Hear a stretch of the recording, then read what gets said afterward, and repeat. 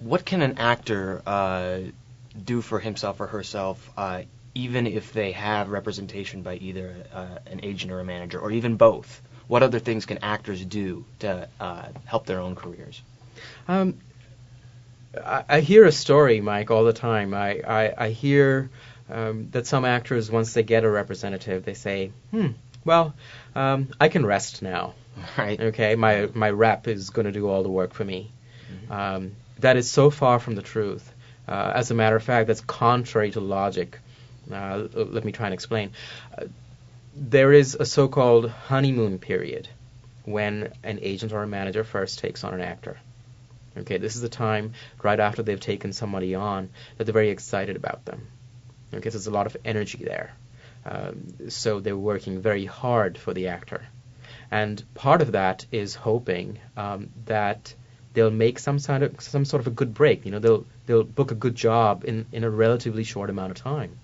And what an actor really should be doing during that initial time is really doing everything that the actor can to make that possibility of that happening, of that being able to book something strong, even bigger. Make that possibility even bigger.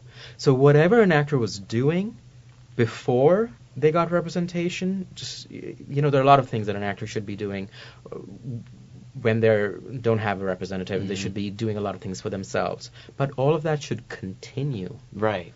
When they get a representative. In fact, they should be even doing more of that. Now, for established actors, there's certain things that they could be doing. For developmental actors, there are certain things they could be doing. But certainly, they should all be doing different things.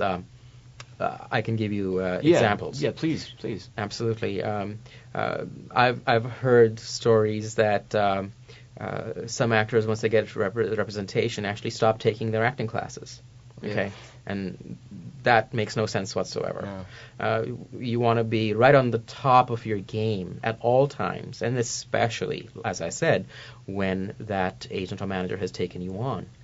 So you want to be just absolutely ready to go into different situations, auditions, whatever have you, and be able to knock other people's socks off. You want to be on top of your game.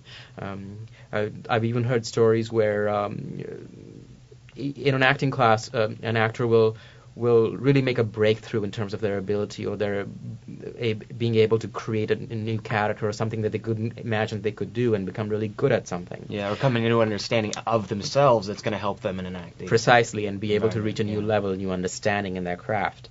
And I've heard stories that then they say, oh, well, I can probably not take acting class anymore because look at what I've accomplished in terms of where I'm at. Right. Well, in both those cases, I think it's really detrimental to the actor to stop doing that. It's at that time when you reach a new level or when you have a new manager or an agent that you really need to be working harder. You need to be really working your best and be on top of your game.